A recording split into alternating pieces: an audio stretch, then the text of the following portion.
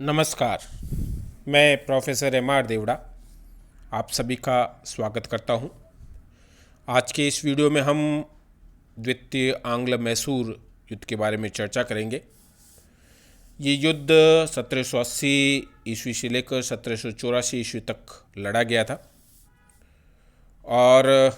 इस युद्ध में एक तरफ ब्रिटिश ईस्ट इंडिया कंपनी की सेना थी, दूसरी तरफ मैसूर की तरफ से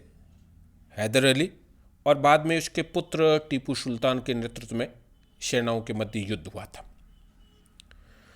इस युद्ध के कारणों का हम विवेचन करें तो पहला कारण तो आंग्ल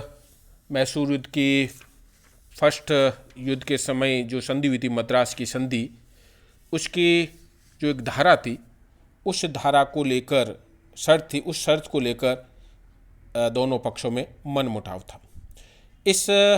मद्रास की संधि में एक शर्त ये थी कि इन दोनों ही पक्षों पर यदि कोई बाह्य आक्रमण होता है तो दूसरा पक्ष पहले पक्ष का साथ देगा। परंतु जब 1771 ईस्वी में मराठों ने मैसूर पर आक्रमण किया, तब हैदर अली ने इस मद्रास की संधि का हवाला देकर मराठों के खिलाफ सहायता की मांग की थी, परंतु अंग्रेजों ने हैदर अली की किसी तरह से कोई सहायता नहीं की। इसके कारण हैदर अली अंग्रेजों से नाराज था, क्योंकि उसका मानना था कि मद्रास की संधि का उन्होंने उल्लंघन किया है, जबकि मद्रास की संधि के तहत उन्हें मराठों के खिलाफ सहायता देनी चाहिए थी, परंतु अंग्रेजों ने ऐसा नहीं किया, जिसके कारण हैदर अली अंग्रेजों से नाराज था। दूसरा कारण बनता है 19 मार्च 1779 ईस्वी को ब्रिटिश ईस्ट इंडिया कंपनी ने माही नामक बस्ती, जो कि फ्रांसीसी बस्ती थी, उस पर आक्रमण करके उस पर अधिकार करना। चूंकि ये बस्ती फ्रांसीसियों की थी, परंतु ये हैदर अली के राज्य में स्थित थी, इसलिए हैदर अली का मानना था कि उसके राज्य में दखल देने का अंग्रेजों को कतई अधिकार नहीं है। यदि फ्रांसीसियों से किसी बात की शिकायत थी तो वो हैदर अली को कहते, वो उनकी शिकायत का निवारण करवाते, परंतु अंग्रेजों ने ऐसा न करके उनके राज्य में स्थित इस बस्ती पर आक्रमण करके जुर्म किया है और हैदर अली ने अंग्रेजों को इस बस्ती को खाली करने का आदेश दिया, परंतु अंग्रेजों ने ऐसा करने से मना कर दिया, जिसके कारण हैदर अली और अंग्रेजों के मध्य तनाव की स्थिति उत्पन्न हो गई थी। इसके अलावा एक और महत्वपूर्ण कारण गंटूर का जो इलाका था, उस पर आक्रमण करके अंग्रेजों ने अधिकार कर लिया था। वास्तव में देखा जाए तो गंटूर एक तरह से निजाम के रिश्तेदार के अधीन था, जिससे अंग्रेजों ने छीन लिया था, जिसके कारण निजाम अंग्रेजों से नाराज था। परंतु हैदर अली अंग्रेजों से इसलिए नाराज था क्योंकि गंटूर का इलाका एक तरह से हैदर अली के लिए समुद्र का रास्ता भी था। समुद्र तक पहुंचने का रास्ता गंटूर से होकर जाता था। अंग्रेजों के अधिकार में आने के पश्चात उसका ये समुद्री मार्ग अवरुद्ध हो गया था, जिसके कारण भी वो अंग्रेजों से नाराज था। और सबसे महत्वपूर्ण कारणों में यदि गिना जाए तो हैदर अली की जो दक्षिण भारत में शक्ति बढ़ रही थी उत्तरोत्तर, उसके कारण अंग्रेज बहुत ही चिंतित थे। और जैसा कि मद्रास के संधि के तहत उन्होंने हैदर अली की शर्तों के आधार पर संधि की थी, उसकी बातों को मानना पड़ा था अंग्रेजों को, तो अंग्रेज इस शक्ति को, यानी हैदर अली की बढ़ती शक्ति को वो कुचलना था चाहते थे। इन सारे कारणों के साथ साथ आप देखेंगे कि 1775 ईस्वी में आंग्ल मराठा युद्ध शुरू हो जाता है और 1780 ईस्वी में ही मराठों ने हैदर अली के साथ संधि की थी और इसके पश्चात हैदर अली ने निजाम के साथ भी संधि कर ली थी। यानी 1780 ईस्वी में दक्षिण की तीन महत्वपूर्ण ताकतें मराठा, निजाम और मैसूर ने संधि करके अंग्रेजों के खिलाफ एक त्रिगुट की रचना कर ली थी।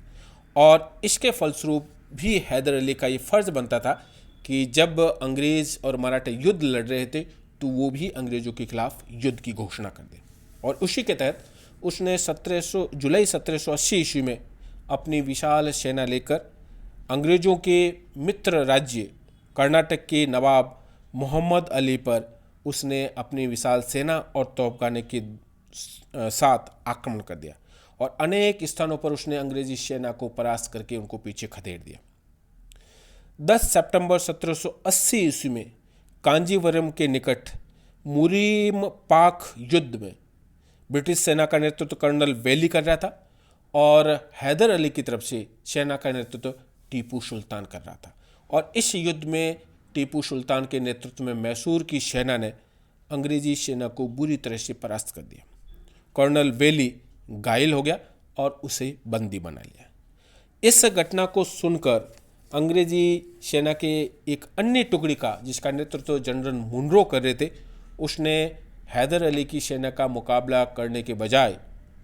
मद्रास की तरफ भागना ही उचित समझा। तब अक्टूबर 1780 ईस्वी में हैदर अली ने कर्नाटक की राजधानी अर्काट पर आक्रमण करके उस पर भी अपना अधिकार कर लिया। ये जब सारा घटनाक्रम चल रहा था, उसी समय बंगाल के गवर्नर वारेन हेस्टिंग ने सर आयर कूट के नेतृत्व में एक ब्रिटिश सेना को बंगाल से भेजा ताकि वो और हैदर अली की शक्ति को नियंत्रित कर सके। 1781 ईस्वी में पोर्टो नोवा और उसके पास सोलिंदपुर के युद्धों में सर आयर कूट ने हैदर अली को जबरदस्त पराजय दी थी। बाद में 7 अक्टूबर 1782 ईस्वी को हैदर अली का देहांत अर्काट के दुर्ग में हो जाता है और उससे पूर्व अप्रैल 1782 ईस्वी को ब्रिटिश सेना का नेतृत्व करने वाले सर आयर कूट की भी मृत्यु मद्रास में हो जाती है। इस युद्ध के साथ साथ वारेन हेस्टिंग ने मैसूर राज्य को अलग थलग करने का भी निर्णय किया और उसने सालाबाई की संधि के द्वारा मराठों को त्रिगुट से अलग किया और निज़ाम को गुंटूर का इलाका देकर उसको भी मैसूर राज्य से अलग कर दिया। यानी एक तरह से मैसूर राज्य अकेले युद्ध लड़ रहा था। परंतु हैदर अली की मृत्यु के पश्चात अब अंग्रेजों से मुकाबला करने का जो कार्य था वो उसके पुत्र टीपू सुल्तान के कंधों पर आ गया था। परंतु उसने भी इस विदेशी शक्ति का बड़ी बहादुरी के साथ मुकाबला किया और उसने 1783 ईस्वी में ब्रिगेडियर मैथ्यूज के नेतृत्व में ब्रिटिश सेना को जबरदस्त शिकस्त दी थी और न केवल उनको पराजित किया बल्कि ब्रिगेडियर मैथ्यूज के साथ साथ अंग्रेजी सेना की बहुत बड़ी टुकड़ी को उसने बंदी भी बना लिया था। उसके पश्चात नवंबर 1783 ईस्वी में अंग्रेजी सेना ने मैसूर के एक महत्वपूर्ण राज्य कोयम्बटूर पर आक्रमण करके उसको विजित कर लिया था और उसके पश्चात दोनों ही पक्षों के मध्य युद्ध होते रहे। कभी एक पक्ष कभी दूसरा पक्ष जीतते रहे थे, यानी दोनों पक्षों की हार जीत का ये क्रम चलता रहा था और दोनों ही पक्ष इस युद्ध से काफ़ी थक चुके थे, जिसके फलस्वरूप दोनों ही पक्षों ने 7 मार्च 1784 ईस्वी को मैंगलोर की संधि करते हैं और इस संधि के तहत दोनों ही पक्षों ने एक दूसरे के जीते हुए प्रदेश वापस लौटाने का उन्होंने वचन दिया था। दोनों ही पक्षों ने एक दूसरे के युद्धबंदी जो बनाए थे वो वापस लौटाने की उन्होंने बात की थी। इसके साथ साथ अंग्रेजों ने मैसूर के साथ मित्रता का व्यवहार करने की बात कही थी और ये भी कहा था कि आवश्यकता होने पर वो मैसूर राज्य की सहायता भी करेंगे। यानी 1784 ईस्वी में मैंगलोर की संधि के फलस्वरूप अंग्रेजों और मैसूर राज्य के मध्य शांति स्थापित हो जाती है। परंतु इस युद्ध के फलस्वरूप एक बार पुनः आंग्ल मैसूर फर्स्ट युद्ध की तरह इस युद्ध में भी मैसूर राज्य के शौर्य और प्रतिष्ठा में वृद्धि हुई थी, पहले हैदर अली के रूप में और बाद में उसके पुत्र टीपू सुल्तान ने अपनी शूरवीरता के द्वारा अंग्रेजों को परास्त करके उनको अपनी शर्तों पर संधि करने के लिए मजबूर होना पड़ा था और अंग्रेजों को बहुत बड़ी क्षति, सैन्य क्षति उठानी पड़ी थी। और इसके साथ साथ आप देखेंगे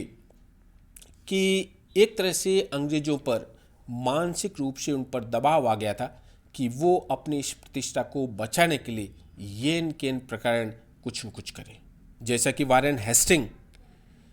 अपनी हार का दुख प्रकट करने के लिए लिखता है, मद्रास के गवर्नर लॉर्ड मैकार्डने के भर्त्सना करते हुए लिखता है कि इस संधि के फलस्वरूप अंग्रेजों को कर्नाटक से हाथ धोना पड़ेगा। यानी वो मद्रास के गवर्नर मैकार्टन, जिसने कि मैंगलोर की संधि की थी, उसकी आलोचना करते हुए लिखता है कि उसके इस कार्य के फलस्वरूप ऐसा न हो कि अंग्रेज कर्नाटक को भी खो दे। यानी एक तरह से देखा जाए इस युद्ध तक मैसूर राज्य का वर्चस्व दक्षिण भारत में बना हुआ था और अंग्रेजों को इन 2 युद्धों में करारी हार का सामना करना पड़ा था।